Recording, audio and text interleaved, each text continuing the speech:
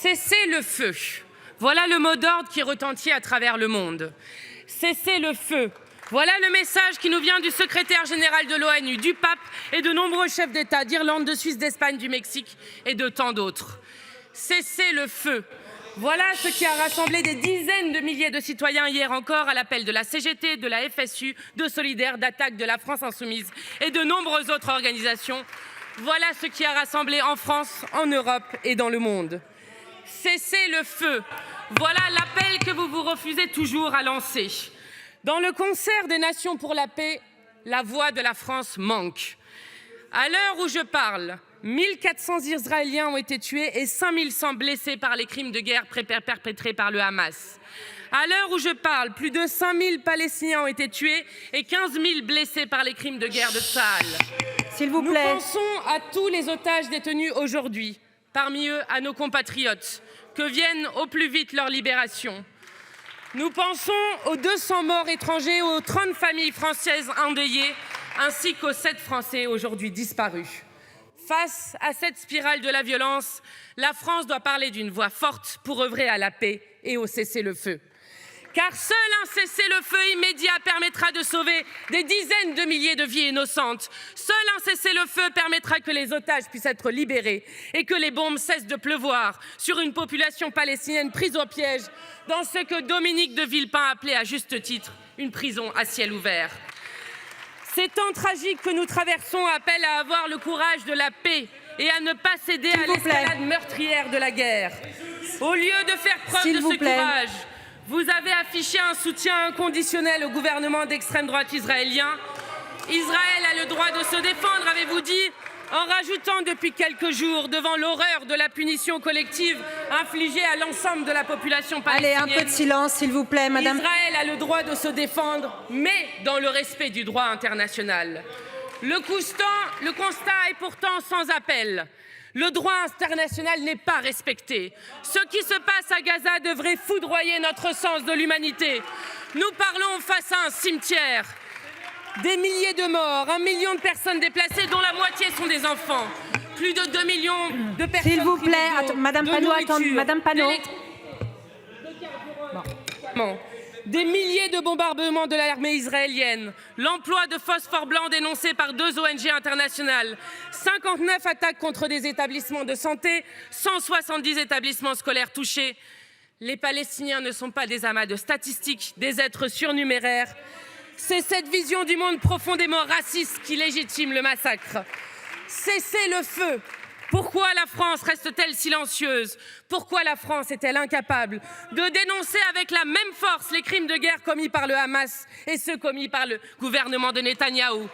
Pourquoi n'incarne-t-elle pas, comme elle a pu le faire par le passé, par la voix de Jacques Chirac, la voix de la paix au Proche-Orient? Pourquoi n'en a-t-elle pas le courage? Cessez le feu. Un crime de guerre n'est pas justifiable en aucun cas et pas davantage en réponse à des crimes de guerre. Sinon, c'est le droit qui disparaît et le risque d'un massacre d'une plus grande ampleur encore. Je souhaite faire résonner ici les mots d'un père de famille israélien, Yaakov, dont la fille est détenue en otage par le Hamas. Ce père, suspendu à l'espoir de nouvelles de sa fille, dit « À quoi sert de nous entretuer? La vengeance n'apporte rien. Il y a des morts à Gaza, des gens qui pleurent aussi. En quoi est-ce utile? La meilleure chose, c'est de s'asseoir, de discuter. Entendons cette voix pour la paix d'un homme dont la vaillance inspire un profond respect. Toutes les vies humaines se valent. Toutes les vies humaines se valent. C'est dans ce principe, celui de notre commune humanité, que nous devons puiser le courage de la paix. Madame la Première ministre, nos larmes ne peuvent pas être à géométrie et à géographie variable. Ainsi, nous pleurons les victimes des atroces crimes de guerre du Hamas, tout comme nous pleurons les milliers de morts des crimes de guerre commis par le gouvernement israélien. Madame la Première ministre, vous avez choisi d'abandonner la position historique de la France qui a fait sa grandeur et qui a permis qu'elle soit audible dans les ténèbres des relations internationales. La France est désormais montrée du doigt dans le monde et par les peuples. Cela doit cesser. Membre du Conseil de sécurité de l'ONU, la France doit peser de tout son poids pour permettre l'adoption d'une résolution exigeant un cessez-le-feu pour arrêter cette escalade meurtrière. Cet abandon de l'engagement historique de la France pour la paix est arrivé à son paroxysme jeudi dernier, Au Parlement européen, les eurodéputés macronistes ont voté contre la proposition des Insoumis pour un cessez-le-feu à Gaza. Au lieu du courage de la paix, vous vous abandonnez à la pente inarrêtable de la guerre. La France, autrefois voix de la paix à travers le monde, est entre vos mains devenu un État aligné sur les États-Unis et sur le gouvernement israélien va en guerre d'extrême droite. Oui, d'extrême droite. Un gouvernement dont le ministre de la Défense a déclaré « Nous combattons des animaux humains » en parlant du peuple palestinien. Un gouvernement et son Premier ministre Benyamin Netanyahou qui ont sciemment fait monter le Hamas. Ainsi, il l'expliquait en 2019 aux députés du Likoud. Quiconque veut contrecarrer la création d'un État palestinien doit soutenir le renforcement du Hamas et transférer de l'argent au Hamas. Cela fait partie de notre stratégie.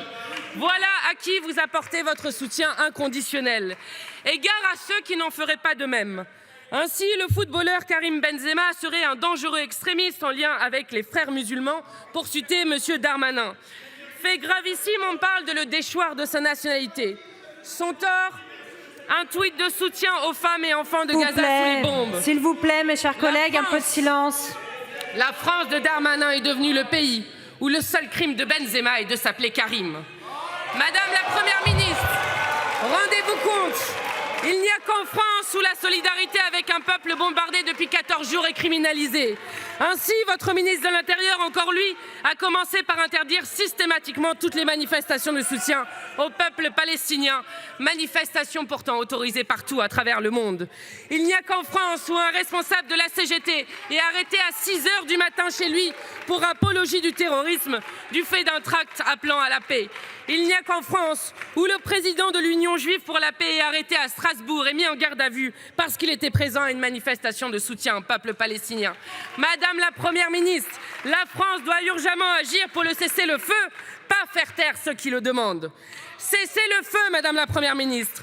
Voici les mots que la France doit retrouver. Cessez-le-feu. Voilà les mots que nous prononçons depuis plus de 2 semaines désormais et qui nous valent tombereaux d'insultes et menaces de mort. La gravité du moment appelle pourtant à la solennité et au sérieux, pas aux polémiques franco-françaises. Depuis 2 semaines, nous sommes repeints en antisémites par des irresponsables. Notre tort, appeler à la paix et parler de crimes de guerre. Je le redis avec force. Contre les antisémites, nous nous tiendrons comme nous l'avons toujours fait, aux côtés de tous nos concitoyens de confession juive. Puisqu'il semble si difficile à certains de l'entendre, peut-être parce qu'ils ne partagent pas en réalité cette position, nous condamnons tous les crimes de guerre, tous sans exception. C'est le point de départ nécessaire pour œuvrer à la médiation et à la paix. C'est la réalité, c'est le courage de la paix. D'aucuns voudraient que la terreur qui s'est déversée ce 7 octobre paralyse la réflexion, qu'elle suspende la pensée jusqu'à l'amnésie. Nous disons que la raison est la seule à même d'éclairer nos décisions. Pour comprendre ce qui se joue, il faut dire la réalité. Ce qui s'est produit le 7 octobre est un épisode abominable inscrit dans l'histoire plus longue d'une guerre asymétrique, faite d'occupation par l'armée israélienne de territoires palestiniens et du blocus de Gaza. Nous assistons à une guerre coloniale qui a connu une escalade inédite en faveur de l'arrivée au pouvoir de l'extrême droite en Israël. Cette réalité n'excuse en rien les actes qui ont été commis, mais elle ne peut être évacuée car elle conditionne la compréhension de ce qui se joue, le choix des mots pour décrire sa spécificité et enfin les moyens pour parvenir à la paix.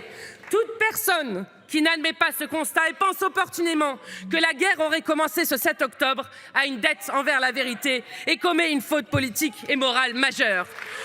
Nous, insoumis, n'aurons pas à rougir devant l'histoire parce que nous refuserons toujours de nous lever pour soutenir inconditionnellement la politique coloniale du gouvernement israélien. Les insoumis n'auront pas à rougir devant l'histoire de défendre la position historique de la France, celle de l'ONU. Les insoumis n'auront pas à rougir devant l'histoire, car face à l'horreur, nous n'aurons eu qu'un seul mot d'ordre, cesser le feu, qu'une seule boussole, la paix. Nous vous invitons à la paix et non au déplacement improvisé et belliciste. Les propos tenus hier par la présidente de l'Assemblée, 4e personnage de l'État, rien ne doit empêcher Israël de se défendre, au moment même où la rapporteure spéciale des Nations Unies alerte sur le risque de nettoyage ethnique à Gaza. Ces propos sont inacceptables et gênent jusque dans vos rangs et dans ceux du Quai d'Orsay. Madame la Première ministre, la France a une responsabilité. Elle doit retrouver une voix forte. René Cassin